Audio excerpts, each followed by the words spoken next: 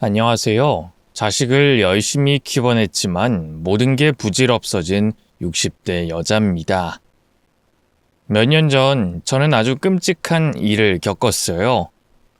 그런데 그 일이 바로 아들 부부가 저지른 짓이라면 믿어지시겠어요? 마땅히 털어놓을 것도 없고 이 나이가 되니 남들에게 미주알 고주할 사적인 부분을 얘기하기가 조금 망설여져서 이곳에 제 사연을 보내봅니다. 저는 젊은 시절부터 바닷가에서 식당을 운영했어요. 어린 시절을 섬에서 살았기 때문에 할 수 있는 거라고는 바닷일밖에 없었죠. 그래도 그게 저의 큰 자산이라고 생각해요. 지금껏 자식들을 멀쩡하게 키울 수 있었던 건 전부 그 경험 덕분이었으니까요. 아들 하나, 딸 하나를 낳고 나보다 더 나은 인생을 살게 하고 싶어서 악착같이 벌어 뒷바라지하며 살았네요. 그 세월 동안 정말 치열하게 살았고 그 덕분에 식당은 손님들로 늘 붐볐어요. 어찌 보면 자식들이 저를 성공할 수 있게 만들어 주었던 것 같습니다. 2호점을 내고 3호점을 내며 동네에서 알아주는 식당이 되기까지 자식 둘만 바라보고 열심히 일했거든요. 좋은 교육을 받게 하고 싶어서 아들, 딸 모두 도시로 유학을 보내고 저는 평생을 바닷가에서 회를 썰며 일평생을 보냈습니다. 시골 아줌마가 꿈일 줄도 몰랐으니 로션도 제대로 바르지 않아 어느새 거울을 보니 얼굴이 새까맣게 탔고 주름이 깊게 패여 있더라고요. 남들보다 열심히 일한 만큼 늙어가는구나 싶어 고달프긴 했지만 아들 내외 유학 보내고 딸에게 바이올린을 배우게 하면서 훌륭한 성인으로 키워냈을 땐 제 삶이 누구보다 빛나고 있다고 믿었어요. 그러던 중 남편의 암투병이 시작됐고 살 수 있는 날이 얼마 남지 않았다는 사실을 알게 되며 저희 가족에게 슬픔이 찾아왔습니다. 그래도 남편에게 아들 결혼식은 보여줘야지 싶어 만나고 있는 여자친구가 있었던 아들의 결혼을 서둘렀어요. 그렇게 첫째 아들이 좋은 색식감을 만나 결혼을 하게 됐죠. 결혼식 날 울지 않으려고 얼마나 애썼는지 몰라요. 아들이 결혼식을 올린 후 1년이 지날 무렵 남편은 그렇게 홀로 세상을 떠나게 됐습니다. 제 손을 꼭 잡아주며 그동안 고생했다고 말하더라고요. 이제는 고생 좀 덜하고 언젠가 손주도 보고 좋은 세상을 맘껏 보고 살려고 신신당부하는데 눈물이 나왔어요. 죽은 남편 말대로 꼭 그렇게 하겠다고 약속했습니다. 제 딸은 딱히 결혼 생각이 없다고 하더라고요.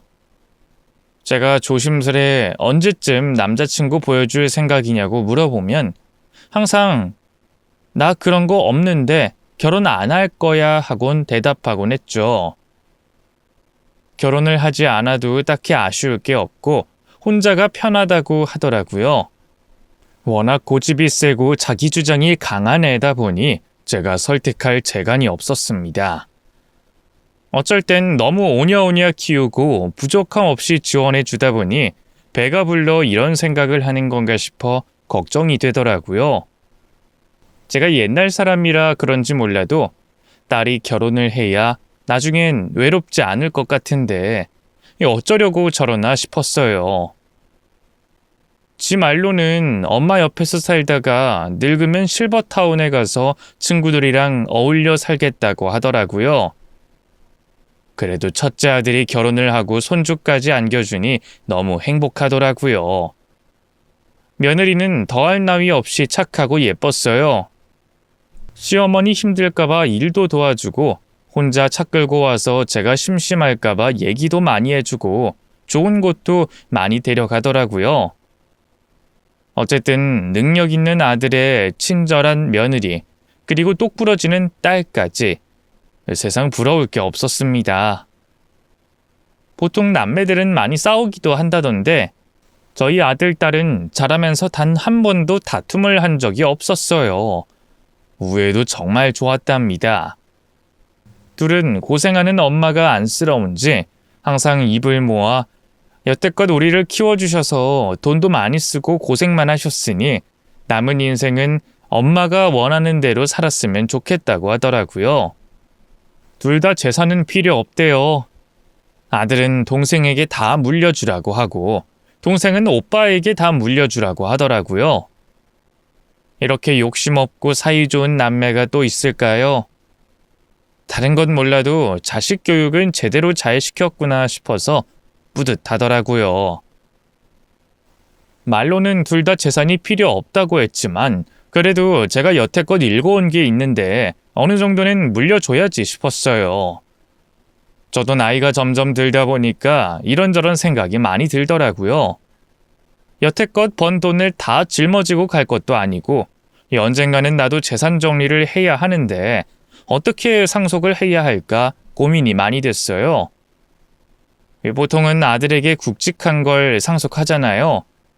그런데 한쪽만 많이 주면 다른 한쪽이 서운할 것 같은 거예요.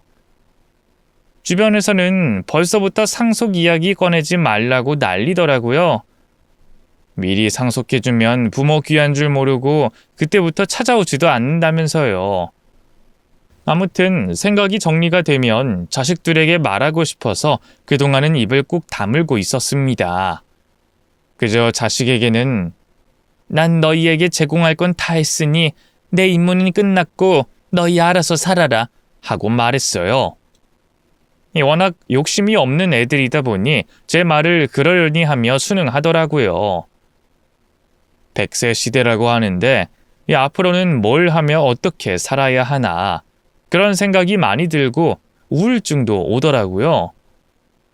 아무래도 갱년기 증상이었던 것 같네요. 뭘 해도 재미가 없고 뭘 먹어도 맛이 없고 이 세상 사는 게 예전만큼 활기차지 못했어요.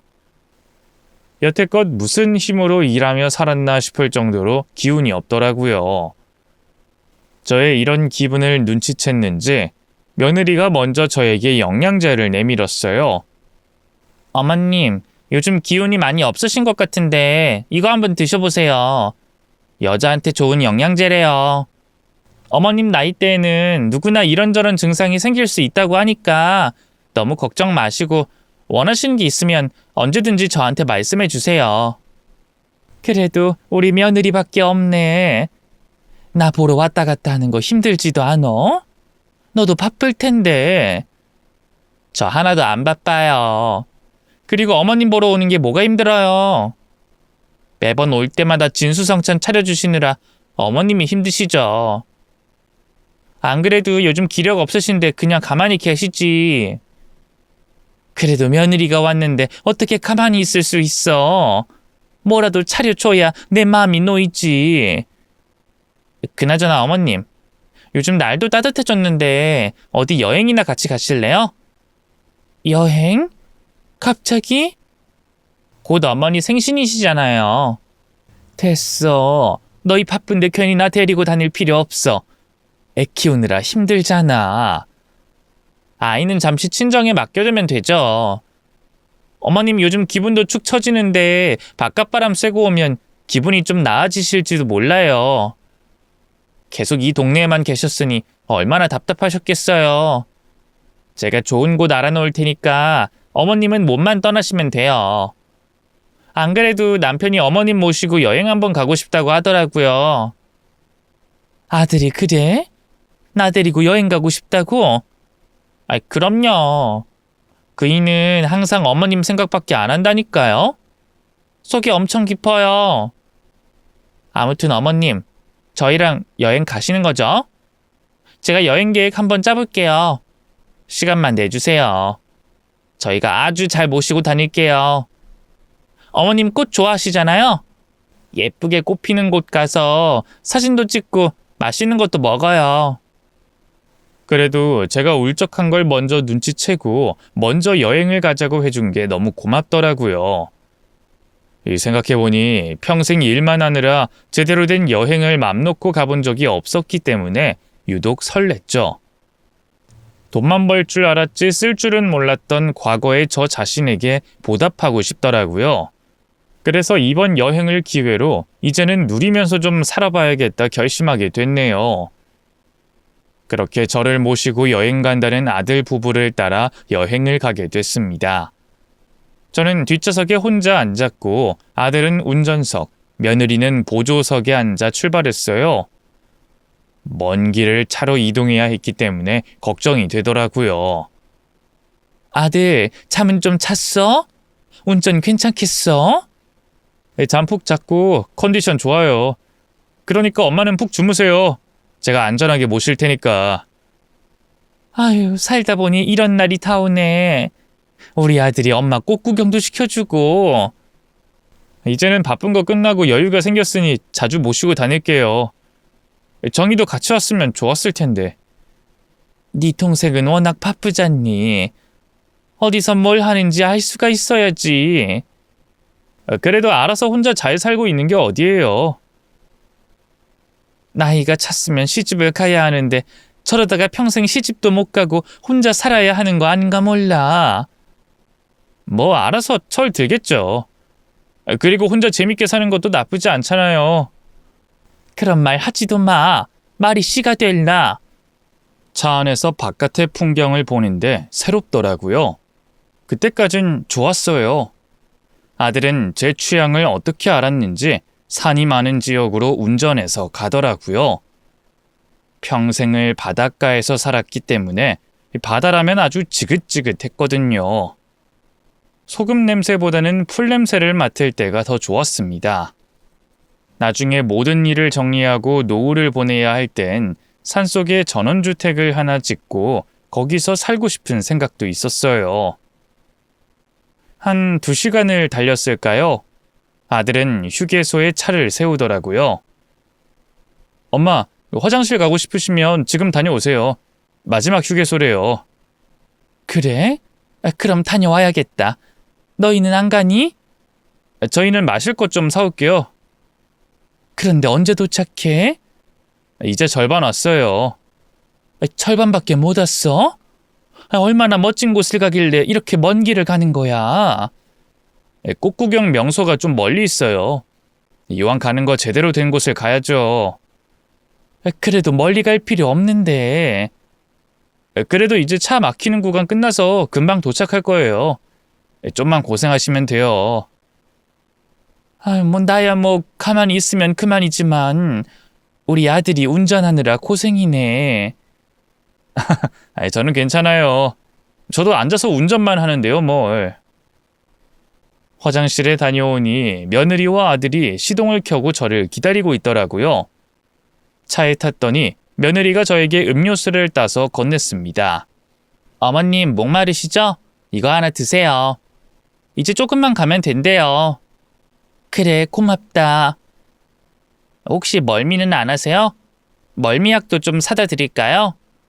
아유, 괜찮아. 신경 쓸 거 없어.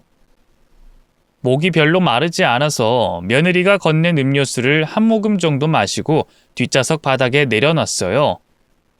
이번이 마지막 휴게소라고 하니 괜히 벌컥벌컥 마셨다가는 또 화장실을 가고 싶어질까봐 불안하더라고요. 어쨌든 절반 왔다고 하니 나머지 절반을 가는 동안에는 잠을 자야겠다 싶어 머리를 뒤로 기댔습니다. 신기하게도 잠이 솔솔 오더라고요. 제가 원래 차를 타면 잠을 잘 못 자는 편이거든요. 그런데 그날 갑자기 유독 졸리기 시작한 거예요. 몸이 많이 나른하고 축 처지는 기분이 들었습니다. 저도 모르게 잠이 들었나 봐요. 아들의 희미한 목소리에 잠이 깼어요. 확실히 잠들었지? 이제 시작한다. 어느새 차는 멈춰져 있더라고요. 그런데 분위기가 이상하다는 걸 직감적으로 느낄 수 있었어요. 이제는 며느리의 목소리가 들렸습니다. 잠시만. 이러다 어머님 갑자기 깨어나시면 어떡해? 음료수에 수면제 탔다며. 그럼 한동안 안 깨어나겠지. 별로 안 드신 것 같은데. 그 정도면 충분해. 걱정 마. 그리고 우리 엄마 일단 잠들면 업어가도 몰라. 아까도 봤잖아. 코 골면서 자는 거. 근데 이거 들키면 끝장인 거 알지? 완벽하게 진행돼야 해. 실패할 일 없다니까. 아무튼 우리도 시간 없어. 빨리 진행하자. 그 밧줄이랑 청테이프 어딨어? 까만 가방 안에. 가방 안쪽 주머니에 넣어놨어. 그나저나 친구는 언제 온대? 지금 오고 있대. 얼추 시간 맞을 것 같아. 청테이프 조심히 뜯어. 소리 나지 않게. 알았어. 당신이 밧줄로 엄마 묶을 거지? 응, 내가 할게. 당신이 테이프로 손목 감아. 탈출하지 못하게 꽉 감아야 돼. 괜히 맘 약해져서 느슨하게 묶었다가 큰일 나는 수가 있어. 저는 잠자는 척하며 몰래 실눈을 떴습니다. 그랬더니 아들이 가방에서 밧줄과 청테이프를 꺼내고 있는 거예요.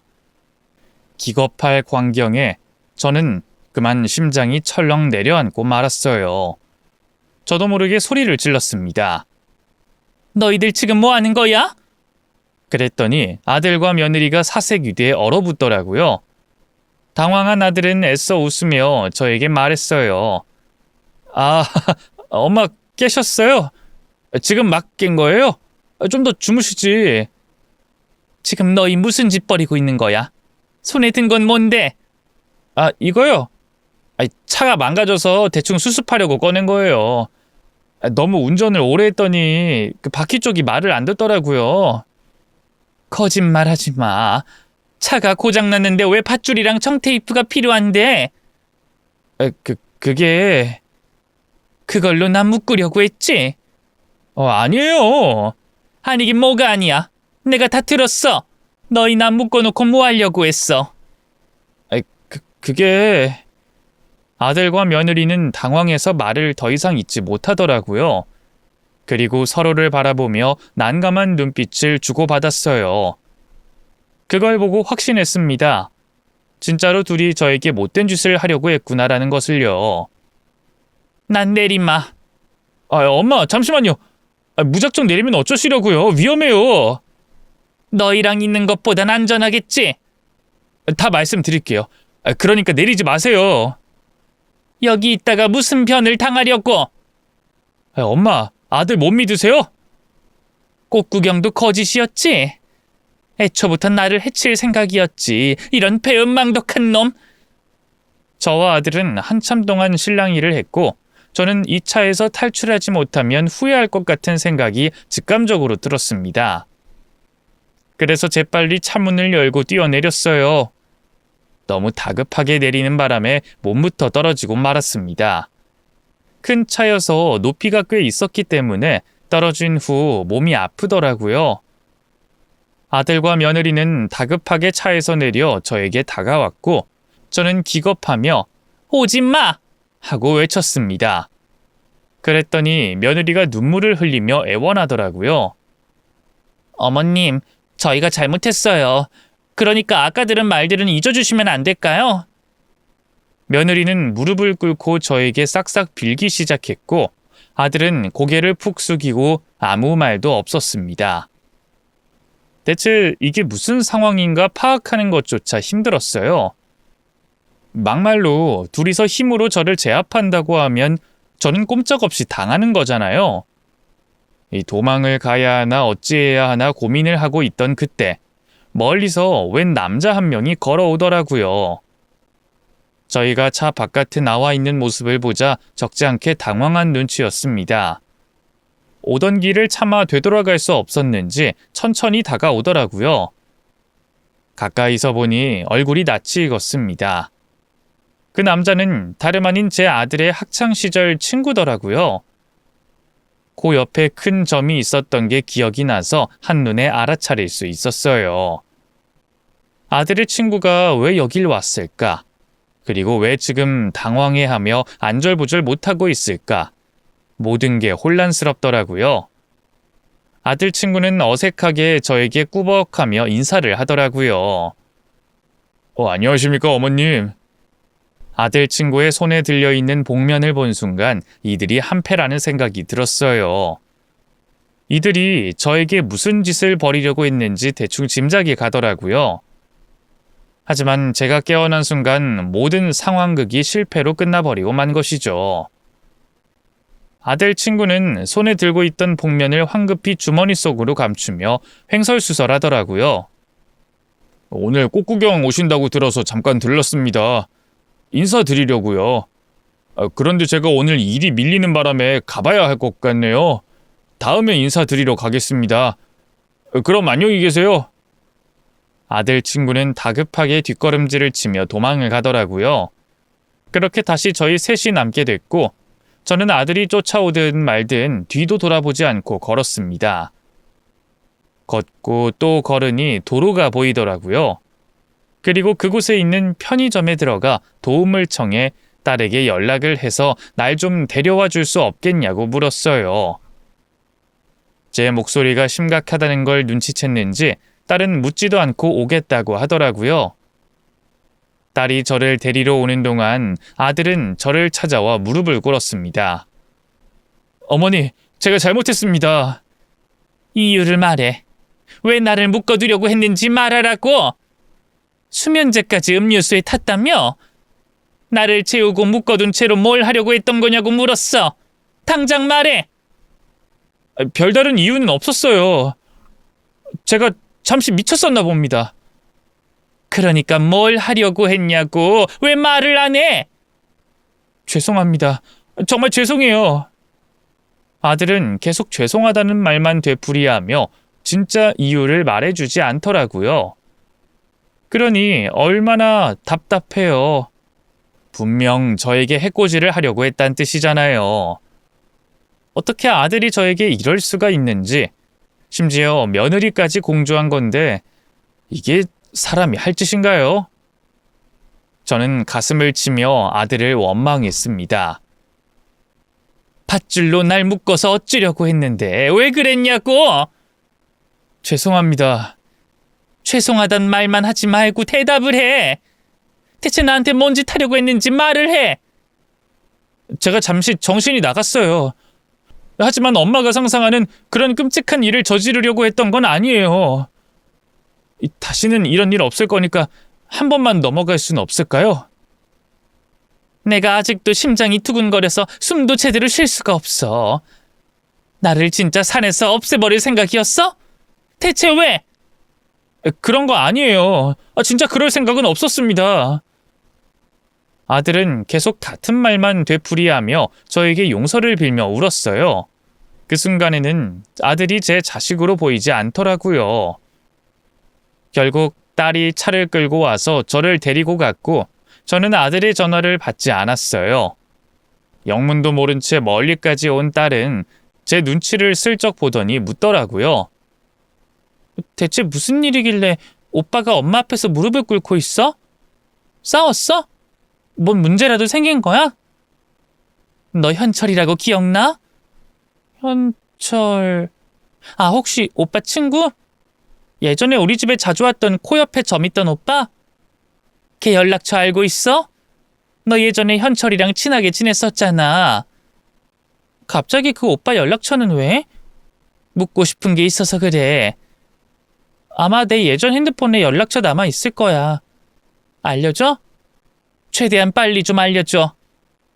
무슨 일인지는 말 안 해줄 거야? 일단 상황을 좀 파악하고 말해줄게. 이게 무슨 일이야.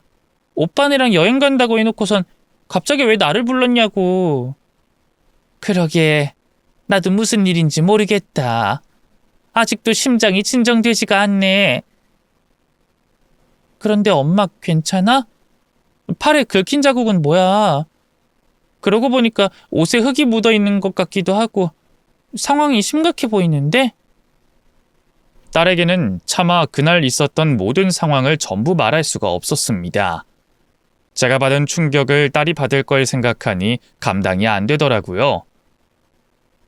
어쨌든 합주기가 돼 입을 꾹 다물고 있는 둘의 속내를 알아낼 수 있는 방법이 어디 없을까 고민하다가 오늘 복면을 들고 온 아들의 친구에게 물어봐야겠다고 생각이 들었어요. 집에 도착하자마자 딸에게 전화번호를 받은 뒤 아들의 친구에게 연락을 해서 당장 만나자고 했어요. 그랬더니 뭐 이리저리 바쁘다고 핑계를 대는 거예요. 그래서 제가 모든 걸 알게 됐으니 경찰에 신고하겠다고 하니 기겁하며 제가 있는 곳으로 달려오더라고요. 찔리는 게 있으니 제발 저린 것이었겠죠. 아들 친구는 제 눈치를 살살 보며 어디까지 알고 있냐고 묻더라고요. 그래서 제가 협박을 했어요. 아들이랑 며느리는 가족이라 대충 넘길 수 있다 치지만 너는 남이니까 내가 고소까지 할 수 있다고 하더라. 고소라뇨. 저는 그냥 시키는 대로 했을 뿐인데요. 그러니까 진실되게 말해. 그날 대체 무슨 꿍꿍이었는지 말해주면 내가 용서해주마. 그럼 제가 말씀드리는 거 지환이한테 절대 말하지 말아주세요. 비밀 지켜달라고 했거든요. 그래, 그 약속 꼭 지키마.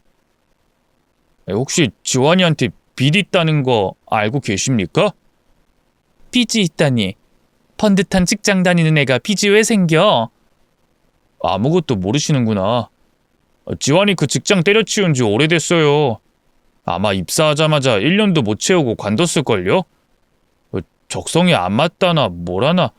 그 좋은 직장 왜 그만두냐면서 말렸는데 말을 안 듣더라고요. 그럼 여태껏 뭘 했는데?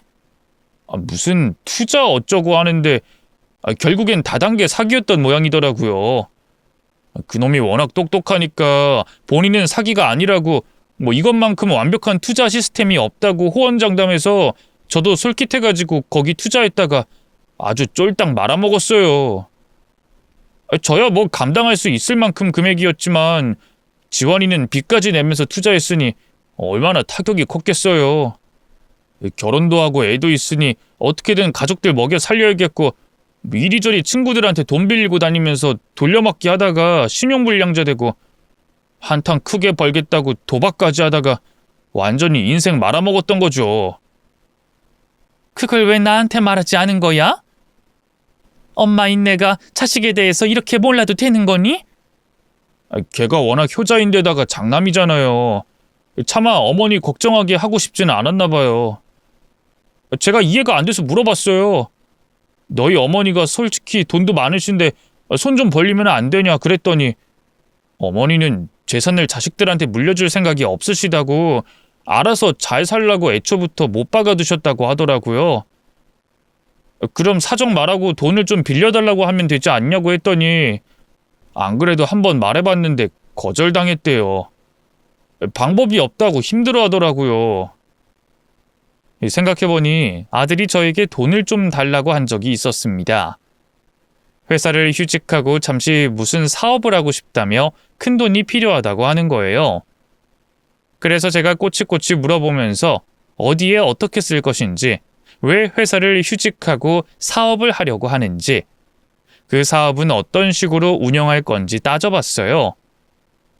아무리 봐도 직장을 관두고 사업에 뛰어드는 건 너무 위험한 것 같길래 그냥 직장이나 열심히 다니라고, 그 좋은 직장 관두면 너는 아무것도 남는 게 없을 테니 정년까지 꼭 붙어 있으라고 신신당부했죠. 솔직히 그렇잖아요. 애도 있는 집안의 가장인데 직장을 관두면 무슨 수로 살아요. 아빠가 된 이상 가족들을 먹여 살릴 의무가 있으니 직장을 관두면 너에게 지원도 해주지 않겠다고 못을 박았죠. 그랬더니 무슨 말을 하려다가 말더라고요. 아마도 그때 이미 퇴직을 했다는 걸 말하고 싶었던 거겠죠. 그런데 엄마가 속도 모르고 직장을 관두지 말라고 하니 말문이 막혔을 거예요. 그럼 나를 그렇게 한 게 돈 때문이었다는 거야? 걔도 인생 나락이 되니까 머리가 돌았는지 어쨌는지 저한테 제안 하나를 하더라고요. 납치 상황극을 하자는 거예요.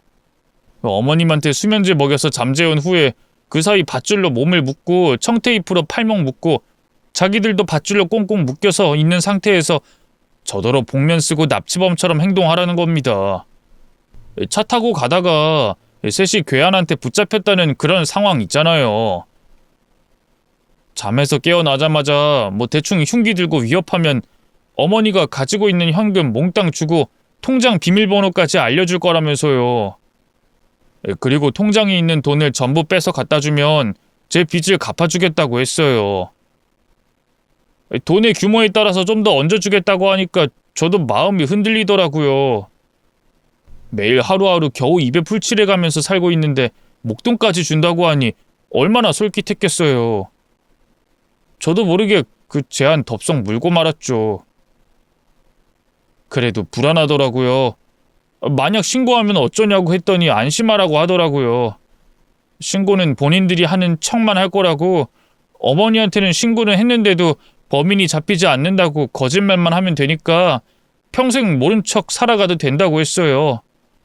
어머니가 가진 건물과 땅까지 합하면 우리가 훔치는 돈은 별거 아니라고, 어머니도 그냥 넘어갈 거라고 하니까 저도 어쩔 수가 없었습니다. 어쨌든 어머니가 중간에 깨어나는 바람에 모두 물거품이 된 겁니다. 그건 예상하지 못했던 상황이었고요. 저도 방심한 바람에 어머님한테 얼굴 들키고 말아서 완전 망해버린 거죠. 복면을 쓴 채로 등장했어야 했는데 왜 벗고 나타냈냐면서 지원이한테 엄청 타박 들었어요.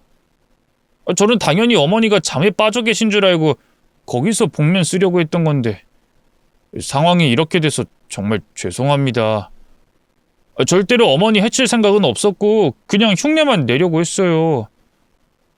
어찌됐든 금전적으로 제가 갈취를 한 상황은 아니잖아요. 솔직하게 말씀드렸으니 저 한 번만 용서해 주시면 안 될까요? 저는 시키는 대로 했을 뿐입니다. 솔직히 저도 그 제안 처음 듣고 말도 안 된다고 생각했어요. 이렇게까지 할 필요 있냐고 물어봤더니 그게 유일하게 본인이 살 길이래요. 손 놓고 가만히 있으면 그 재산 어머님이 다른 곳에 쓸지도 모른다고, 빨리 움직여야 된다고 했어요. 아들 부부가 제 돈을 빼앗기 위해 납치 상황극을 벌였다니 듣고도 믿기지가 않더라고요. 사실 처음에 저는 밧줄로 저를 묶으려고 하길래 어딘가 버리고 도망을 가는 건가 싶었는데 목적은 돈이었어요. 여태껏 욕심 없고 엄마 마음을 누구보다 잘 헤아려주는 아들이 그런 짓을 계획했다는 게 믿기지 않았습니다. 아들에게 언젠가 내 재산을 물려줘야겠다는 생각을 하고 있었는데 그걸 못 기다려서 납치극을 벌였다는 게 너무 괘씸하더라고요. 안 그런 척하면서 제 돈을 머릿속으로 계산하고 있었다는 거잖아요. 그런 파렴치한 짓을 저질러 놓고 뻔뻔하게 범인을 잡겠다며 난리를 피웠을 걸 생각하니 피가 거꾸로 솟는 기분이었습니다. 저를 살피려 집에 방문한 딸에게 그제야 제가 겪은 일을 솔직하게 털어놨어요. 어찌됐든 가정의 상황을 딸도 알아야 하잖아요. 딸은 제 말을 듣더니 흥분해서 화를 내더라고요. 미친 거 아니야? 어떻게 그런 생각을 할 수가 있어? 상황극? 놀고 있네 진짜.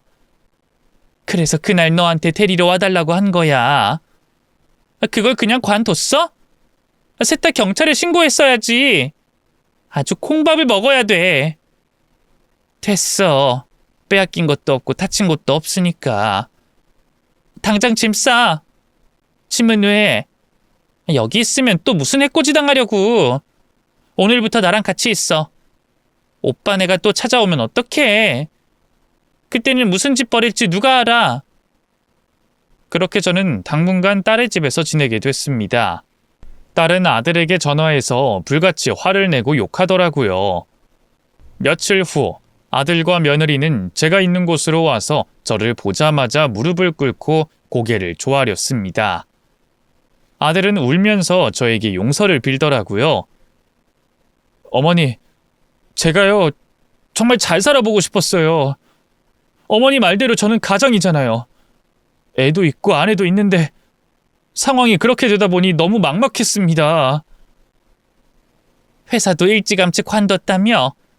현철이한테 들었다. 내가 너에 대해서 모르고 있는 게 참 많더라. 미리 말하지 못한 건 정말 죄송해요. 하지만 그땐 자신이 있었어요. 회사에서 받는 월급보다 훨씬 더 많은 돈을 벌 수 있을 거라 확신하고 관두게 됐는데 세상이 만만치 않더라고요. 손대는 것마다 망하고 손해보고 되풀이만 하다가 결국엔 빚까지 지게 됐어요. 빚이 눈덩이처럼 불어나니까 감당이 안 되더라고요. 그럼 솔직하게 엄마한테 말을 했어야지. 내가 설마 아들 굶겨 죽이기야 하겠니? 어머니가 그러셨잖아요. 다른 건 몰라도 빚지는 건 절대로 용서 안 한다고. 미성년자 때까지 지원은 해줄 수 있지만 빚을 대신 갚아줄 수는 없다고 늘 말씀하셨잖아요. 그래서 차마 말할 수 없었어요. 그리고 제가 회사 관두는 걸 극도로 싫어하셨으니까 입이 안 떨어졌어요. 분명 저한테 실망하실 것 같아서. 실망할 게 무서워서 범죄를 저지르려고 했다는 거야? 미친 생각이라는 거 잘 알지만 당장 먹고 살 방법도 없고 아이를 키울 돈도 없어서 제 상황에서는 어쩔 수가 없었어요. 어머니는 저한테 돈을 지원해줄 생각이 없으셨고 저는 살 길이 막막하고 할 수 있는 거라고는 그것밖에 없었어요. 잠시 어머니한테 돈을 빌린다고 생각하고 쓴 다음에 다시 갚으려고 했어요. 진짜로요. 마지막이라 생각하고 사업에 매달려서 성공하게 되면 반드시 어머니부터 호강시켜드릴 생각이었어요. 그날 너랑 며느리가 가방에서 밧줄이랑 청테이프 꺼냈을 때 내 심장이 얼마나 철렁했는지 알기나 해? 혹시나 너희가 나를 어떻게 하진 않을까? 뉴스에 나온 것처럼 끔찍한 일이 벌어지진 않을까? 내가 얼마나 조마조마했는지 알기나 해? 내가 얼마나 놀랐으면 숨도 잘 안 쉬어졌어. 나는 거기서 내 인생이 끝나는 줄 알았다고. 어머니를 다치게 할 생각은 전혀 없었어요. 정말 돈만 잠시 빌리고 싶었을 뿐입니다. 단지 그것뿐이었어요. 네가 어떻게 이딴 식으로 엄마를 배신할 수 있어? 내가 널 어떻게 키웠어? 돈 없으면 부모 납치극 버려서 갈취하라고 그렇게 가르쳤니? 어떻게 된 게 부부 둘 중에 말리는 사람이 한 명도 없었냔 말이야.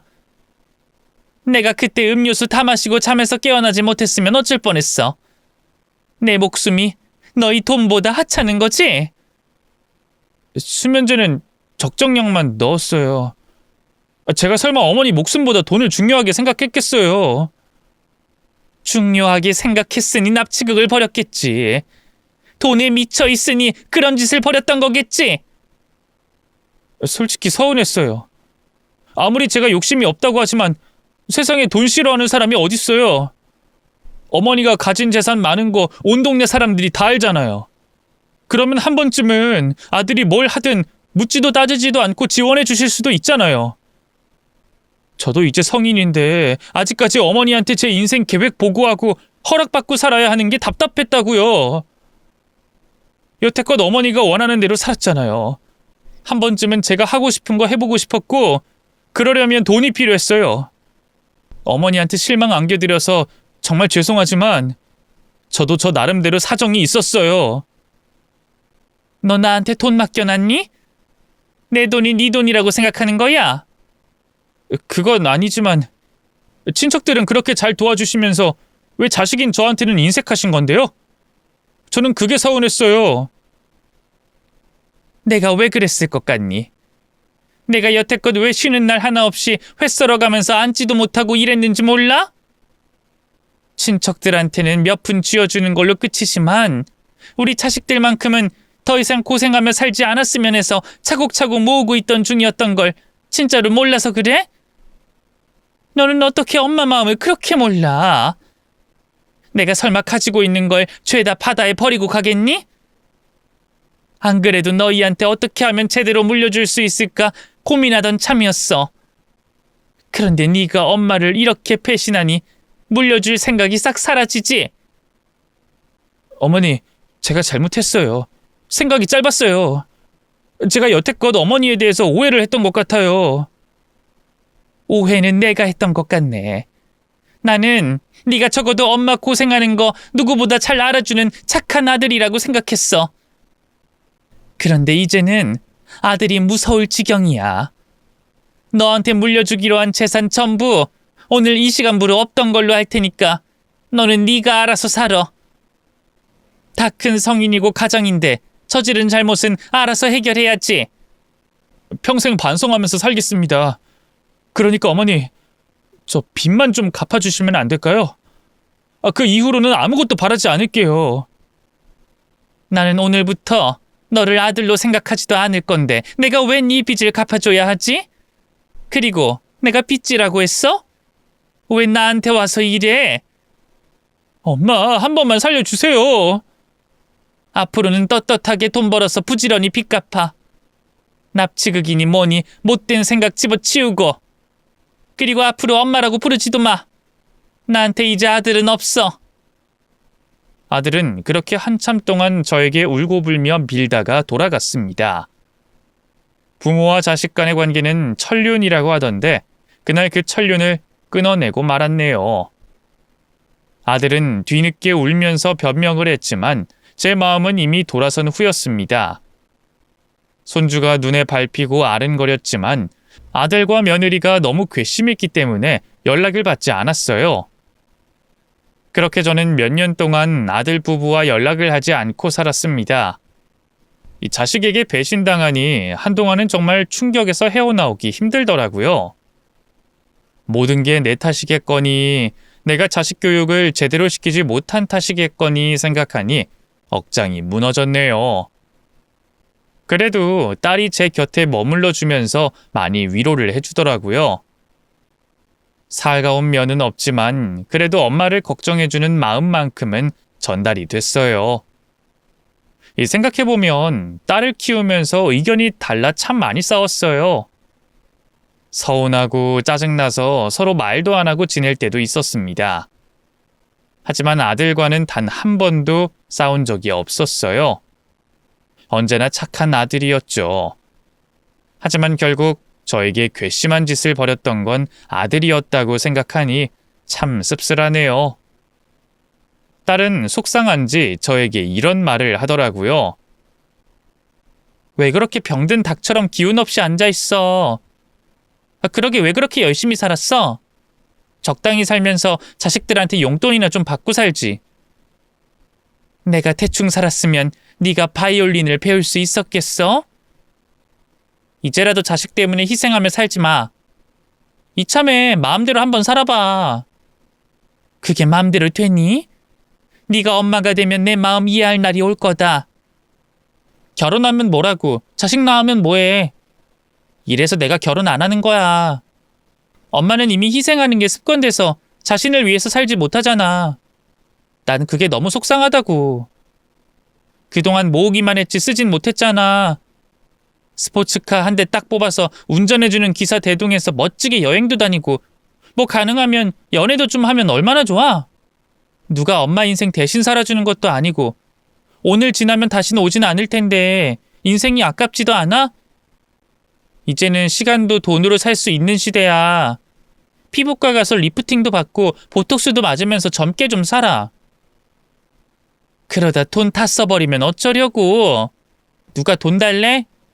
자꾸 그렇게 애매하게 구니까 오빠가 그딴 집 버린 거잖아.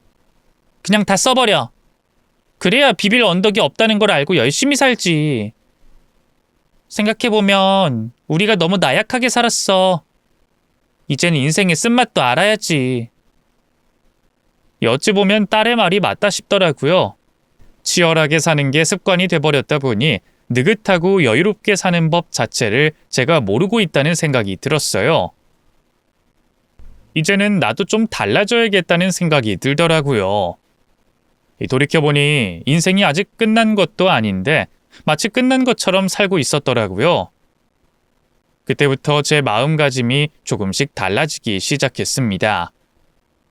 한 번 사는 인생, 하고 싶은 건 다 하고 살아야지.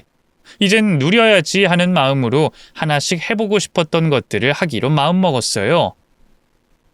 공기 좋은 산 쪽에 있는 전원주택을 알아보고 다녔습니다.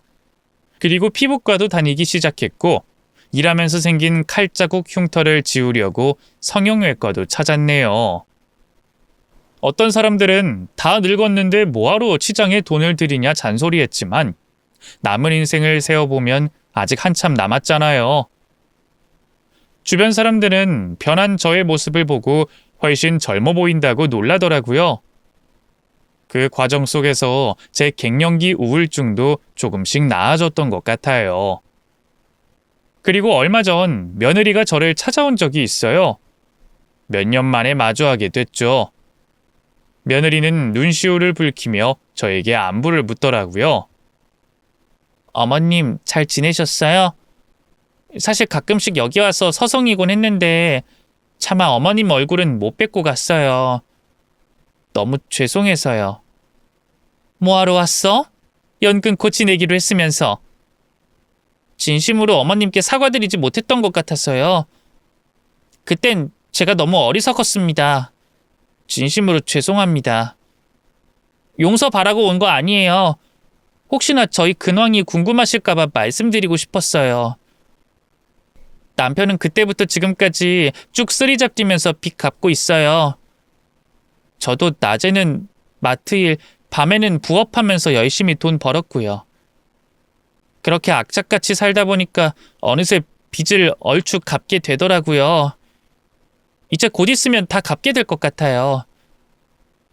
이렇게 열심히 살면 되는 거였는데 그때 정말 저희가 너무 한심한 생각을 했던 것 같아서 아직도 부끄러워요. 어머님이 저희한테 얼마나 실망하셨을까, 얼마나 괘씸하셨을까 생각하면 너무 죄송해서 자다가도 눈물이 나오더라고요. 그때 저희랑 여행 간다고 한없이 설레는 표정으로 차 뒷좌석에 앉아 계시던 모습이 아직도 아른거려서 죄책감이 들어요. 어머님한테 그런 짓 하면 안 되는 거였는데, 절대로 해서는 안 될 짓이었는데, 며느리인 제가 어머님을 지켰어야 했는데, 시간을 되돌릴 수만 있다면 절대로 그런 짓 저지르지 않았을 거예요. 두고두고 어머님께 사죄드리겠습니다. 저희 보고 싶지 않으실 거라는 거 잘 알지만 이렇게나마 제 마음을 표현하고 싶었어요. 사실 남편이 어머님을 많이 그리워하고 있어요. 도저히 찾아뵐 자신이 없다고 직접 오진 못했지만 가끔씩 자다가 울더라고요. 너무 후회가 되나 봐요. 그깟 돈은 벌면 그만인데 어머님과의 관계는 돌이킬 수 없게 돼버렸으니 정말 속상하다고 하네요.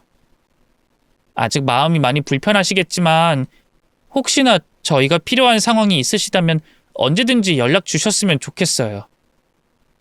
이제 저희도 어머님께 바라는 것이 아무것도 없어요.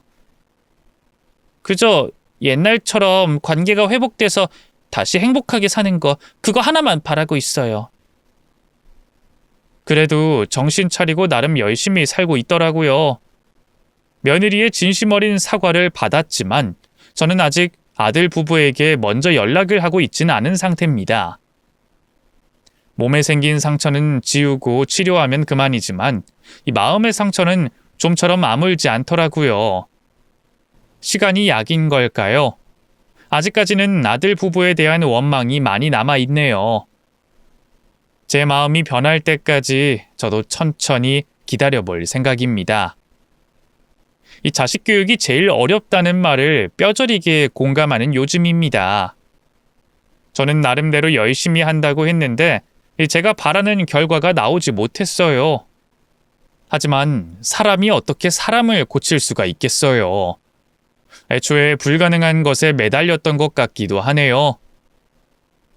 아들 부부에게 뒤통수를 맞은 사연을 이곳에서 구구절절 털어놓게 될 줄은 몰랐어요. 제 인생에 이런 일이 일어날 거라고 상상도 하지 못했거든요. 자식들이 부모의 재산을 두고 싸움을 하거나 패륜적인 짓을 한다는 뉴스는 많이 봤어도 제 자식이 저를 상대로 그런 짓을 벌일 줄은 몰랐죠. 살다 보니 이런 일도 다 있네요. 아무쪼록 진심을 다해 사연을 써서 보내드리니 읽어주셨으면 좋겠습니다. 앞으로 아들 부부를 어떻게 대해야 할지 여러분의 의견도 궁금해요. 저는 이만 사연을 마치며 여러분께 인사드리도록 하겠습니다. 모두 건강하시고 행복하세요.